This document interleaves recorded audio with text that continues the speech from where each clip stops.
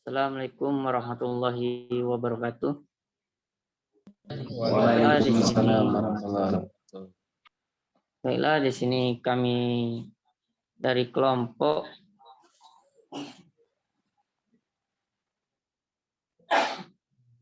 media pembelajaran yang berjumlahkan 4 orang. Yang pertama Royhan Ramadan, yang kedua saya sendiri Muhammad Rizky Ramadan, yang ketiga Muhammad Iswayudi Pratama, yang keempat Ihsan Hidayat.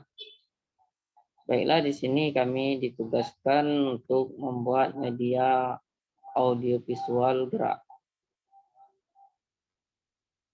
Di sini kami menggunakan PPT. Baiklah, langsung saja. Penjelasan pertama yang diawali oleh Saudara Iswayudi Pratama. Pada Iswayudi Pratama kami persilakan. Oke, baiklah. Terima kasih kepada Saudara Rizky Ramadan yang telah memberikan saya kesempatan untuk menjelaskan materi pada hari ini. Oke, materi yang akan kami bahas pada hari ini yaitu pahat bubut. Nah, di sini saya akan menjelaskan apa itu pahat bubut. Jadi, pahat bubut ini merupakan suatu alat potong utama yang biasa digunakan pada proses pembuatan dan sangat diperlukan pada proses pembuatan karena pahat bubut dengan berbagai jenisnya dapat membuat benda kerja dengan berbagai bentuk sesuai tuntunan pekerjaan. Misalnya, dapat digunakan untuk membubut permukaan atau facing, tingkat, alur, chamfer, tirus, memperbesar lubang, ulir, dan memotong. Nah, di sini ada material pahat bubut. Nah, jadi macam-macam pahat bubut bisa kita lihat dari jenis materialnya, seperti baja karbon, baja kecepatan tinggi atau high speed steels, atau bisa disingkat dengan HSS. Kemudian ada paduan cor non ferro, kemudian ada kebida, keramik, CBN, dan intan. Lanjut.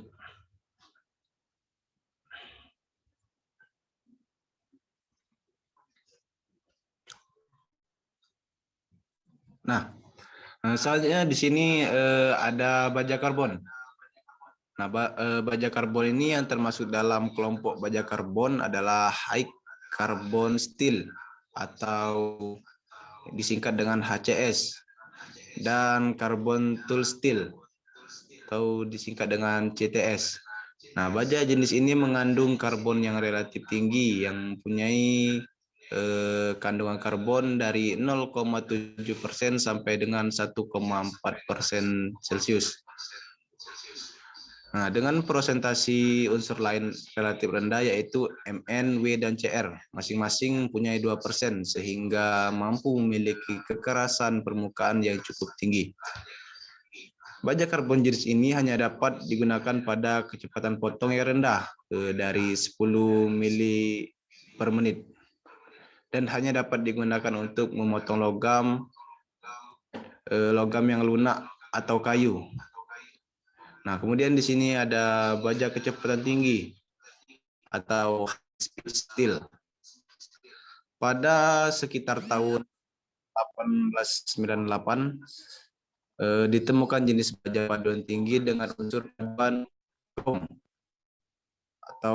atau ditimbulkan dengan dan tungsten dengan melalui proses penuangan.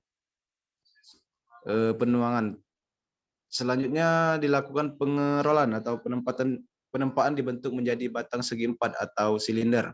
Pada kondisi masih bahan, baja tersebut diproses secara permesinan menjadi berbagai bentuk pahat bubut. Nah, setelah proses perlakuan panas dilaksanakan, kekerasannya akan menjadi cukup tinggi sehingga dapat digunakan untuk kecepatan potong yang tinggi, yaitu sampai dengan 3 kali kecepatan potong pahat CTS.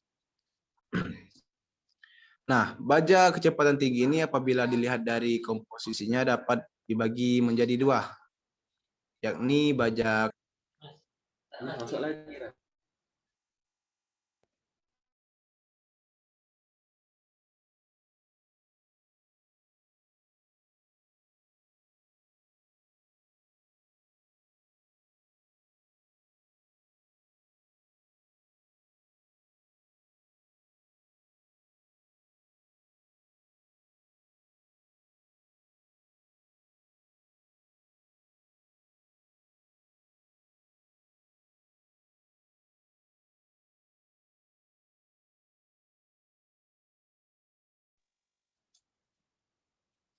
Oke, selanjutnya di sini ada paduan cor non Peru.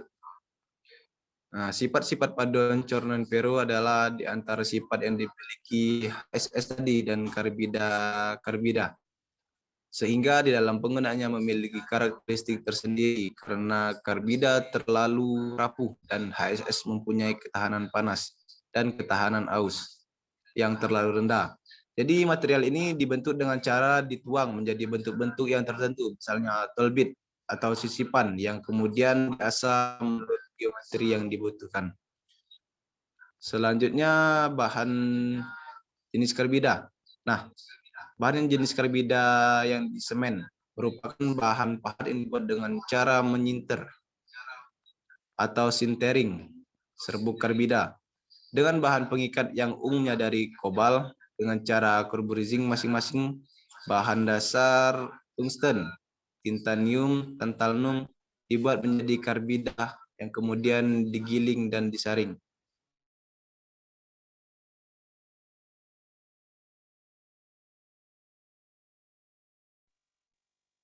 Nah, salah satu atau campuran serbuk karbida tersebut kemudian dicampur dengan bahan pengikat dan dicetak dengan bahan lumas atau lilin.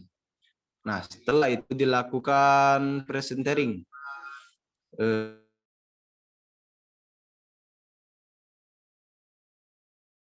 Sintering 1600 derajat Celcius sehingga bentuk keping sebagai hasil proses akan menjadi sekitar 80% dari volume semula. Untuk hot hardness karbida yang di semen ini hanya akan menurun bila terjadi pelunakan elemen pengikat. Semakin besar persentase pengikat, maka kekerasannya menurun dan sebaliknya keuletannya membaik. Oke, selanjutnya.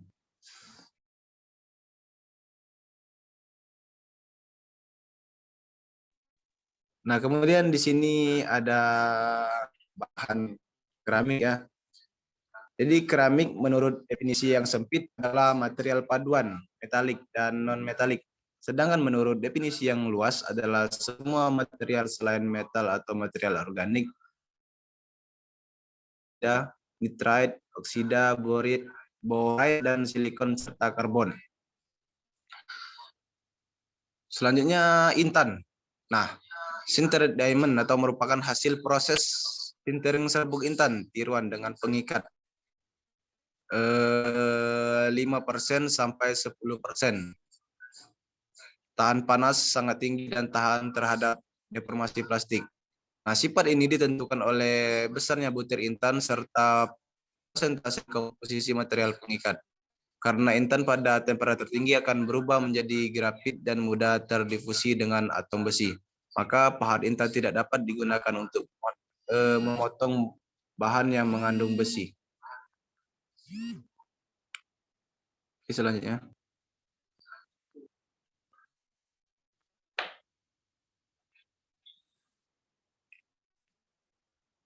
Nah, kemudian di sini ada sifat bahan. Jadi pahat bubut secara garis besar ada 4 sifat utama.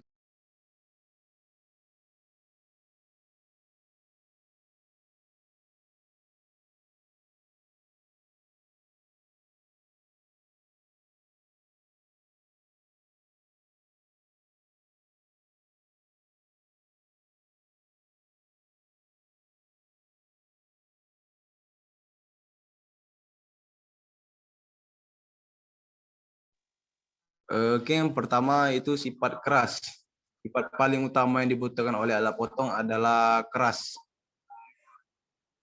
Karena sifat keras suatu alat potong sangat erat kaitannya dengan unsur paduan yang ada pada bahan tersebut. Sehingga apabila ingin meningkatkan kekerasannya pada saat proses pembuatan harus menambahkan unsur paduan lain yang mampu meningkatkan kekerasan. Kemudian sifat yang kedua yaitu ulet atau liat. Nah, sifat ulet ini menyebabkan pahat mampu untuk mengalami pelenturan atau defleksi yang bersifat elastis. Meskipun dapat melentur, pahat diharapkan tetap stabil dan kokoh.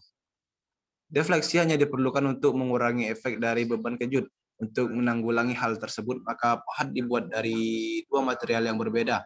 Yang pertama adalah material keras atau material alat potong. Dan kemudian yang kedua adalah material penyangga, biasanya terbuat dari baja ST60 atau EMS 45. Oke, selanjutnya kembalikan kepada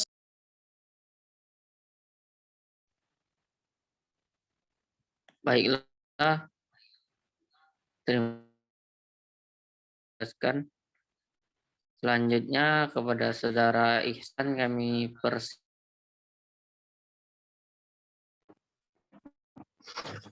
Oke, baiklah. Terima kasih kepada Saudara Muhammad Rizky Ramadan telah memberikan saya kesempatan untuk menjelaskan. Di sini saya akan menyambung penjelasan dari Saudara Muhammad Iswajudi pertama tadi untuk sifat material.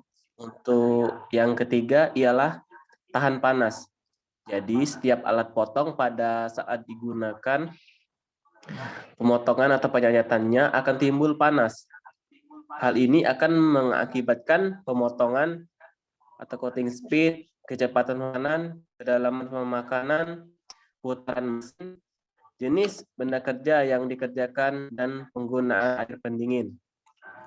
Sifat yang keempat ialah tahan aus.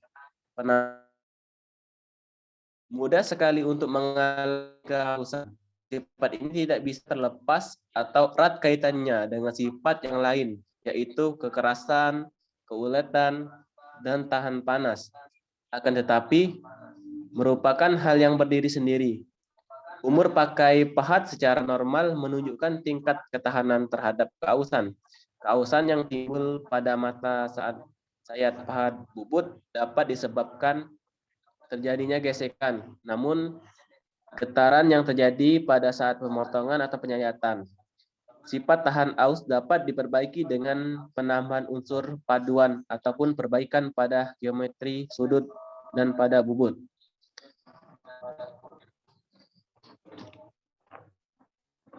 Selanjutnya, ada macam-macam pahat bubut berdasarkan klasifikasinya. Yang pertama, menurut letak penyayatan. Pahat bubut terdapat dua jenis, yaitu pahat bubut luar dan pahat bubut dalam. Yang kedua, menurut keperluan pekerjaan. Pahat bubut terdapat dua jenis, yaitu pahat kasar dan finishing. Yang ketiga, menurut letak sisi potongnya. Pahat bubut menurut letak sisi potongnya terdapat dua jenis, yaitu pahat bubut kanan dan pahat bubut kiri. Dan yang keempat, menurut fungsinya. Pahat bubut terdapat 6 jenis, yaitu pahat bubut rata, pahat bubut muka, potong, alur, chamfer, dan ulir. Yang kelima, pahat bubut standar ISO. Jenis pahat bubut menurut standar ISO terdapat 9 tipe, diantaranya ISO 1, 2, 3, 4, 5, 6, 7, 8, dan 9. Yang keenam, pahat bubut sisipan. Sesuai perkembangan dan kebutuhan pekerjaan di lapangan, pahat bubut sisipan peningkatan di bracing atau di klem atau di baut.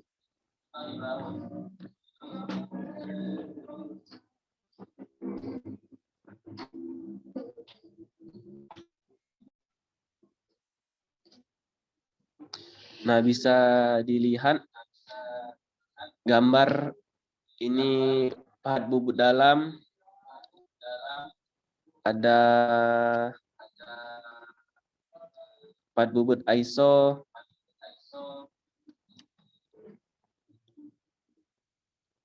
Jika sudah dilihat, bisa dilanjutkan penjelasan selanjutnya. Terima kasih kepada Saudara Ihsan yang telah menjelaskan materinya. Selanjutnya kepada Saudara Royhan Ramadan kami persilakan. Baik, terima kasih sebelumnya untuk Saudara moderator telah mempersilahkan saya untuk menyampaikan yaitu terkait pahat bubut sisipan atau insert tips. Pengikatan di bracing pahat bubut sisipan atau insert tips pengikat di bracing, pembubutnya hanya pada bagian ujungnya yang terbuat dari pahat bubut sisipan. Nah, kemudian diikatkan dengan cara di bracing pada ujung badan atau bodinya. Nah, contoh macam-macam bentuk pahat bubut sisipan yang sudah di bracing pada tangkai atau bodinya dapat dilihat pada gambar.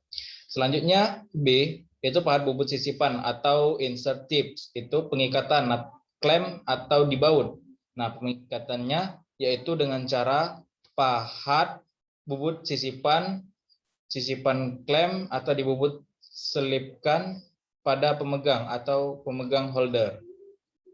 Adapun contoh macam-macam pahat bubut sisipan pengikatan klem dibaut itu terpasang pada pemegangannya untuk pembubutan di bidang luar, dapat dilihat pada gambar.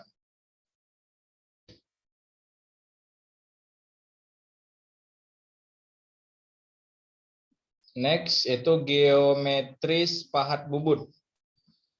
Nama-nama geometris yang terdapat pada pahat bubut itu meliputi ada sudut potong samping, kemudian ada sudut potong depan, kemudian ada sudut tatal, sudut bebas sisi. Besarnya sudut potong dan sudut kebebasan pahat itu tergantung dari jenis bahan atau material yang akan diproses dalam pembubutan. Nah, mengapa? Karena akan sangat berpengaruh terhadap hasil pembubutan dan performa pahat.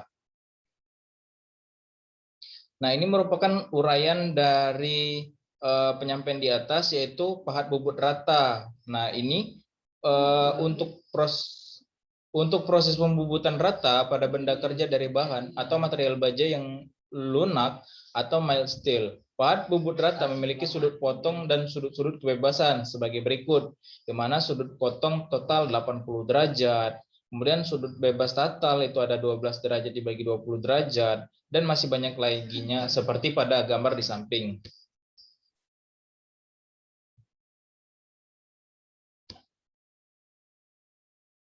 Selanjutnya ada pahat bubut muka atau facing untuk proses pembubutan muka atau facing pada benda kerja material baja material yang lunak. Kemudian pahat bubut muka memiliki sudut potong dan sudut-sudut kebebasan sebagai berikut.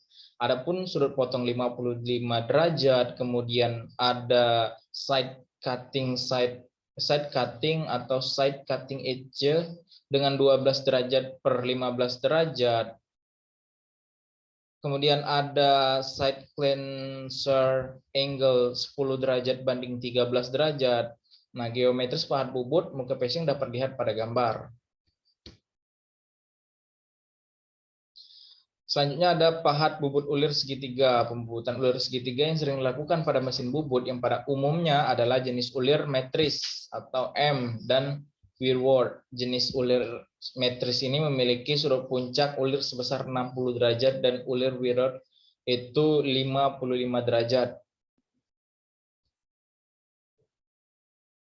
Mungkin itu saja yang bisa saya sampaikan. Saya kembalikan ke moderator. Baiklah, terima kasih kepada Saudara Royhan Ramadan telah presentasikan PPT lanjutannya. Baiklah, selanjutnya akan dijelaskan oleh saya sendiri. Baiklah, di sini terdapat lanjut pahat bubut ulir segi 4. Seperti halnya pahat bubut ulir segitiga, besaran sudut-sudut kebebasan pahat bubut ulir segi 4 tergantung dari kisar gang yang akan dibuat. Lebar pahat untuk ulir yang tidak terlalu presisi, penambahannya sebesar penambahan sebesar 0,5 mm. Sedangkan untuk sudut kebebasan potongnya harus dihitung sesuai dengan kisar atau gangnya. Lanjut.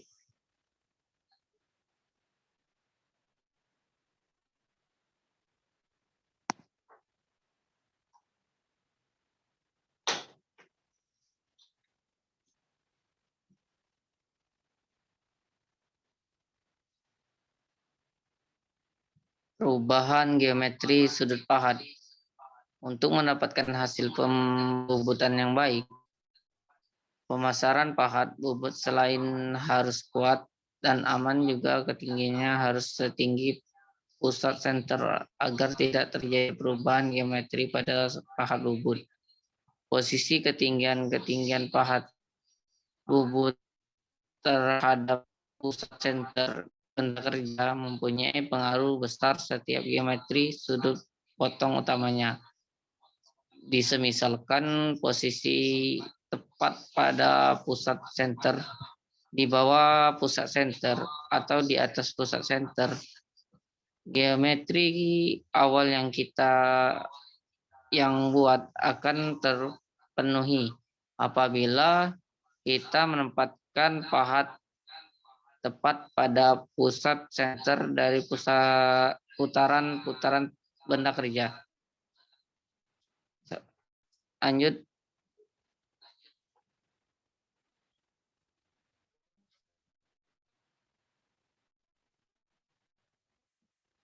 Cara mengasah pahat bubut. Meskipun dalam postingan sebelumnya kita tahu bahwa kita bisa membeli pahat bubut yang siap dipakai, namun cara mengasah pahat bubut adalah pelajaran yang harus kita kuasai saat memulai belajar mesin bubut. Mengasah pahat adalah bagian dari teknik dan juga bagian dari seni. Contoh mengasah pahat bubut HSS. Pahat bubut HSS dijual dalam keadaan belum dibuat sisi potong. Ukuran I-nya. Ukuran yang tersedia biasanya mulai dari 5/16 atau 3/8 atau 1/2. Mulai dari penampang dan panjangnya. Ada 4 langkah yang harus ditempuh untuk membuat sebuah pahat bubut muka kanan yang akan kita pakai contoh dalam kasus mengasah pahat HSS kali ini, yaitu lanjut. Langkah pertama digambar bagian sebelah kiri. Lanjut langkah kedua sebelah kanan. Langkah ketiga sebelah kanannya lagi, dan langkah keempat sebelah kanannya lagi. Langkah pertama yaitu menggerinda di bagian sisi kanan. Yang langkah kedua menggerinda di bagian sisi kirinya. Lanjut.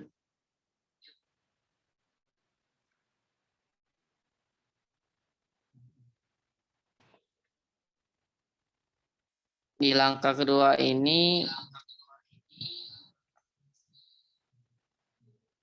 kedua ini kita akan menggerinda sisi potongnya. Karena pahat yang kita lakukan ini dikarenakan yang kita buat pahat kanan, maka sisi potongnya ada di sebelah kiri. Kebalikan daripada langkah yang pertama. Lanjut.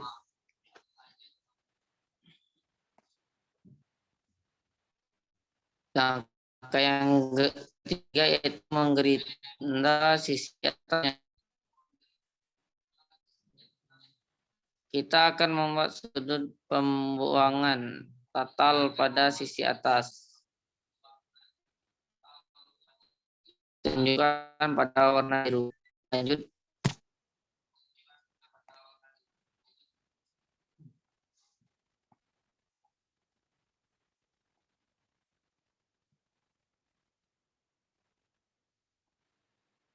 Yang keempat, membulatkan ujungnya. Untuk yang terakhir ini adalah membulatkan ujung sisi potongnya untuk tugas membubut yang normal. Ujung sisi potong membuat normal. Ujung sisi potong yang terlalu tajam tidak akan bertahan lama. Karena itu kita harus membuatnya memiliki radius kecil agar bisa digunakan dalam pemakanan yang cukup dalam. Lanjut.